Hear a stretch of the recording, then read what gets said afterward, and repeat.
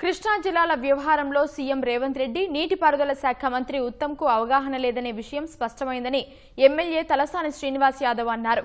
తెలుగుదేశం నాయకులే రేవంత్ రెడ్డి చెప్పిన మాటలన్నీ అబద్దమని చెప్పడంతో వారి అవగాహన రాహిత్యం తెలుస్తోందని విమర్శించారు.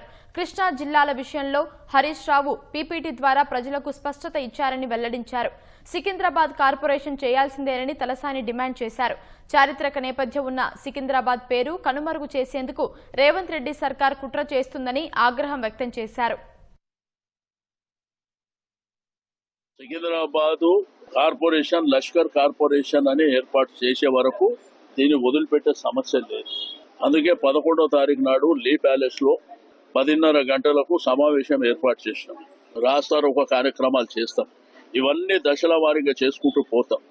ఇది ఎవడు అబ్బసొత్తు కాదు, ఏదో రాచరిక పరిపాలన ఉన్నది, నా ఇష్టం ఉన్నట్టు చేసుకుంటా అంటే చరిత్రను మారిస్తా అంటే ఎవడు ఒప్పుకునే పరిస్థితి లేదు. కృష్ణా జలాల విషయంలో హరీష్ రావు గారు చాలా క్లియర్ గా చెప్పారు. ఇతనికి ఈ ప్రభుత్వానికి ముఖ్యమంత్రి ఆ ఇరిగేషన్ మినిస్టర్కి అవగాహన లేదు. వాళ్ళు ఏం మాట్లాడుతున్నారో తెలియదు. నేను చంద్రబాబు నాయుడిని ఒప్పిస్తా అంటే చంద్రబాబు నాయుడు నిన్నేం చెప్పిండు, వాళ్ళ మినిస్టర్ ఏం చెప్పిండో చూసారు. అసలు మా ప్రభుత్వం ఉన్నప్పుడు ఇది జరిగిందే కాదని వాళ్ళు క్లియర్ గా చెప్పారు. 2020లో జరిగిందని చెప్పి